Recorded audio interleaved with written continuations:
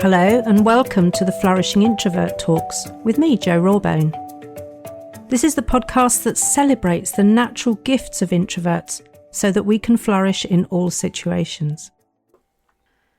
Episode 275, Navigating Social Media as an Introvert. One of the things that has fascinated me since I caved in and got more active on social media is just how many introvert groups seem to be dominated by people who don't really understand introversion. They constantly post unoriginal and recycled questions, memes, or ridiculous generalizations as though they were a fundamental truth. All introverts do X, fact. Oh yeah? According to who? Or, you're not a true introvert if you talk to your colleagues. What kind of horse shit is that? For those trying to understand or get to grips with their own introversion, it must be so confusing. Regular themes in these groups include that they can't talk to anyone. Can't or won't is my question. And they also talk about how they hide so they don't have to say good morning to their neighbours. That's antisocial, not an introvert being selectively social. And they also delight when they can close an elevator door even though someone is hurrying towards it. That's just plain mean-spirited. Oh, and they also complain about how lonely they are. Huh? People who need to spend time on their own to recharge being lonely?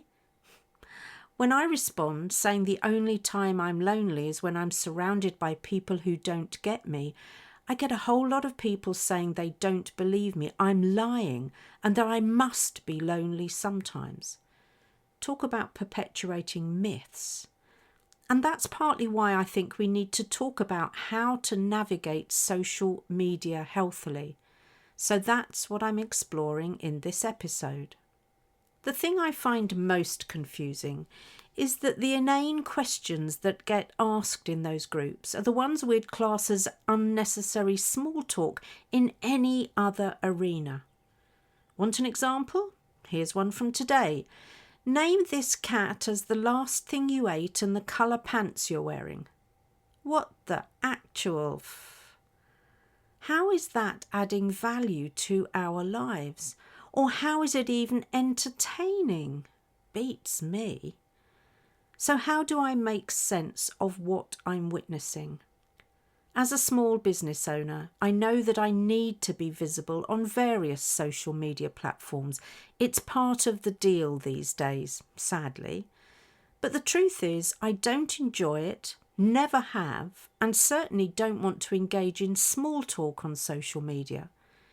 My fantastic team do a sterling job of taking the content that I produce here and on my live show, Dropping Pebbles in the Pond, and my LinkedIn newsletter, The Flourishing Nudge, and they create informative, educational and thought-provoking content from what I produce.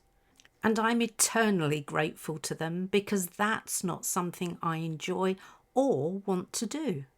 You see, I've been running my coaching and training business since 1994, a full decade before Facebook and LinkedIn even existed, and even longer than the other platforms.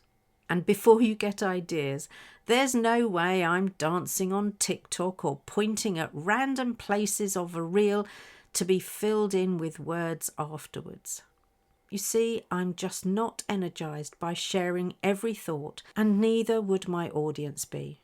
But I can't deny that social media, and the clue is in the name, play an important part in connection and sharing my message, so I can't ignore it.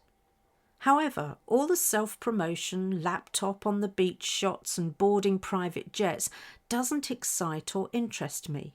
Good for them, but that's not what I get off on, or why I use social media. So as a natural introvert who isn't intent on shaming all extroverts and making everyone else wrong or responsible for how my life is, how can I use social media? And to be clear, what I mean by a natural introvert is someone who isn't conflating other conditions with introversion, or a covert keyboard warrior, or someone with treatable shyness, depression, or anxiety. The reality is, most of the natural introverts I know, and quite a few extroverts actually, understand the addictive and negative nature of social media. So they strictly limit their screen and scroll time. That's the only sensible thing to do. But don't take my word for it. Read or listen to Johann Hari's book, Stolen Focus, Why You Can't Pay Attention, published in 2022. And of course, things will have got worse since then. In his book, he explains how social media platforms are engineered to be addictive, constantly pulling our focus away from other things in real life, which cripples our ability to be in a flow state, something introverts usually do very well in the right environment. Along with that, the rise of what is known as switch cost, where the flit between different tasks and stimuli exhausts our mental energy. Like we need another drain given the bias that's imposed on us.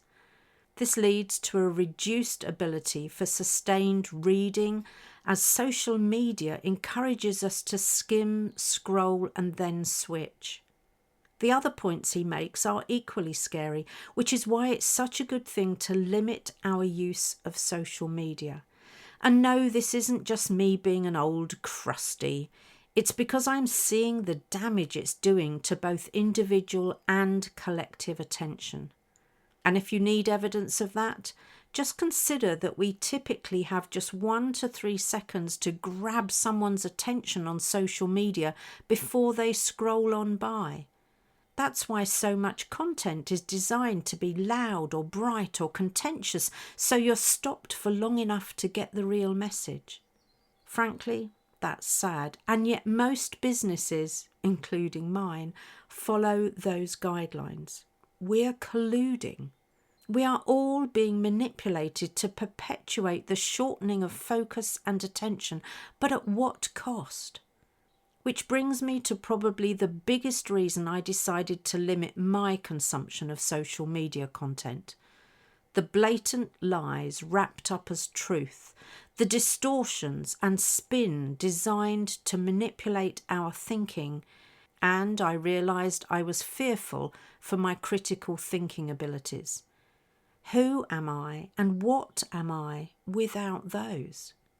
So how do we navigate these tricky waters that personally I think are filled with way too many sharks for my liking? Primarily it's about one thing: intentionality. It's far too easy to open one of the social platforms and immediately lose time as you disappear down a rabbit hole. Yet given what we now know about how our focus is being stolen, we need to be really clear about our own intentions. Start with boundaries and set yourself a time limit. I know that sounds a bit draconian, but remember, we are fighting social engineering here. It's not going to be easy. I suggest you use one of the smartphone apps that tracks and even prevents you from accessing certain platforms. Word of warning though, it's initially scary when you see just how much time you're spending, and then if you decide to go ahead and use the blockers, it's going to be frustrating. But what's more important in your life, watching another hour of dancing reptiles or reading that book that you've been meaning to? And if you're posting on these sites, decide what and when and then close the app. If you keep going back to check how many likes and comments you have, you're vanity checking, so pack it up. I'd also like to introduce you to the Brad principle. Now, Brad is a very wise introvert who's serious about limiting the time spent on social media.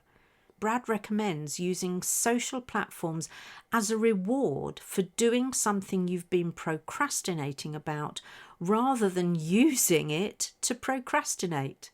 That one hit home for me. Remember, these platforms are engineered to give you a dopamine hit and keep showing you things that will take you further down the rabbit hole. It's time to stop being manipulated and take back control. You've heard me talk often enough about the circles of control and influence. You can control this, but acknowledge that it's the same as treating any other addiction. If you go cold turkey, there will probably be some miserable side effects. But let me counter that with reminding you that scrolling isn't making you truly happy either. Harsh but true.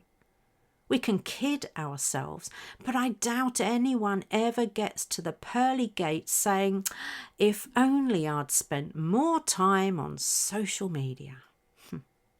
So spend a bit of time working out who really inspires you and leaves a lasting positive impact. And for the rest, unfollow, unsubscribe and unfriend. I've done a lot of that recently and it feels so good. Being discerning about what is really good for my well-being and what is merely a distraction that keeps me slightly numb is so important. There's another aspect of the Brad principle I highly recommend. Have one day a week where you don't go anywhere near social media. Another new habit to install and more new neural pathways to build.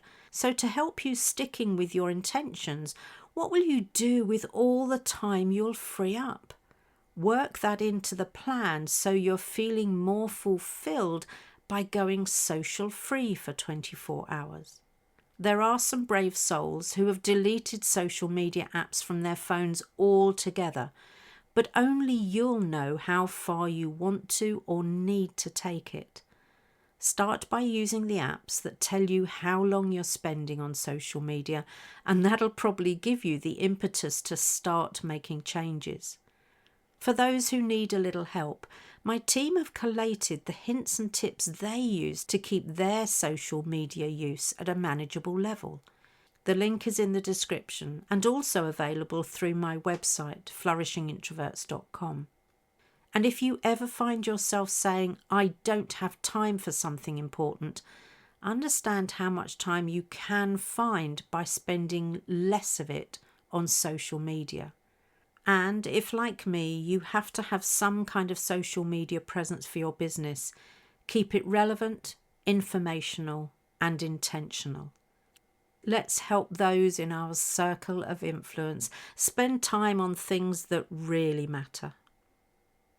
If you enjoyed this episode as much as I did, then please subscribe, rate us, and leave a comment, because we know that helps other people find the podcast. And if other people find us, other introverts can flourish. You are listening to an Intentional Media Production podcast.